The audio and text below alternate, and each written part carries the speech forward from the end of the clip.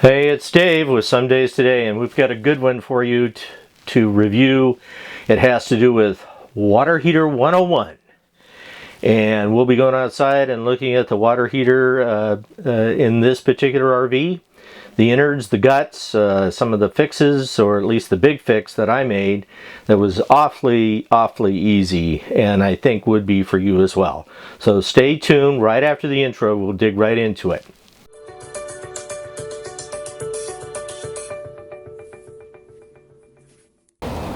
Hey, it's Dave with Some Days Today, and we're going to talk about water heaters and how important they are both to your enjoyment of RVing and how important they are to keep up from a maintenance standpoint. And I'm covering this one because I had trouble with this particular Atwood water heater when I first got the Airstream, and it would heat up just fine.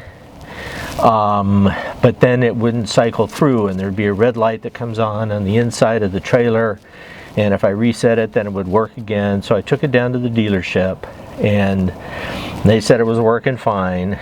Went camping again, still had the same problem. So I decided to tackle it myself because it really cost me about $1,200 just to find out that it's working according to factory specifications. Now, I don't know about you, but I don't have $1,200 in my pocket every time I turn around.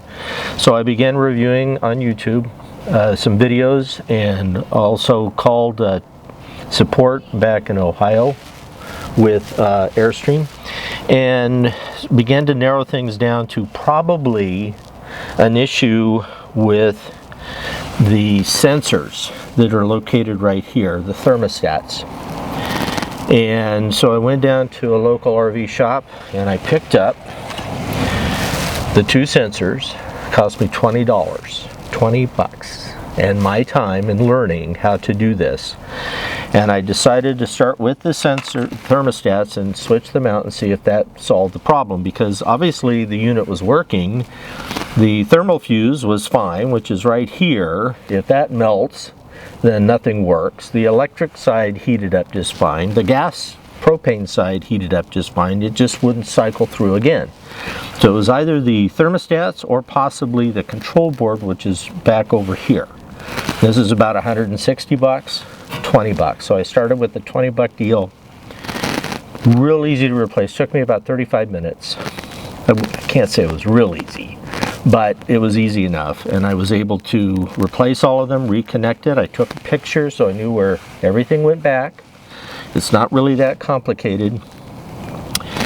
And fired it up and cycled it for 24 hours so that it would cool down enough, come back on, tried the heat, tried the propane separate, because there's two different ways on this heater to heat the water, and everything worked great, and it cost me 20 bucks. So I saved a little less than $1,200, which would be the cost to go that far to get this into the shop and probably have it there for 2.5 months, and it took me 30 minutes.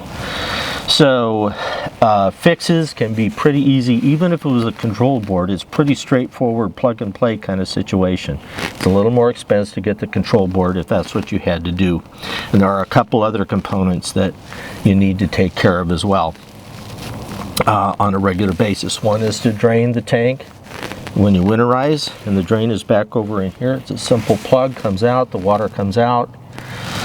Clean it. There's a wand, and I'll show you in a future maintenance video on how that can be, the tank can be cleaned out, and then use some plumber's tape and screw that back in. You're good to go to fill it up and fire it off. This here is the overflow. If it gets too hot for some reason, this will activate and hot water will come out, so it won't keep, water expands and boils potentially. You don't want that happening. Don't play with this though. Sometimes you can release it and then it won't seat back properly, and you may end up having to replace the entire unit simply because it keeps dripping. So water getting hot is very, very important. You can't do a shower without it. You can't really do dishes without it. You can find other ways to heat water, but this is the easiest. And again, a real easy fix for 20 bucks.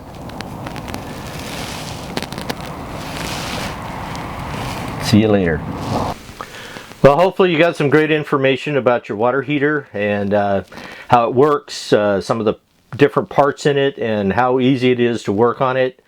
Just be sure and remember to have all power disconnected from your water heater and the propane shut down before you start any activity. So, hope you found it informative. Thumbs up if you did, and we'll see you down the road.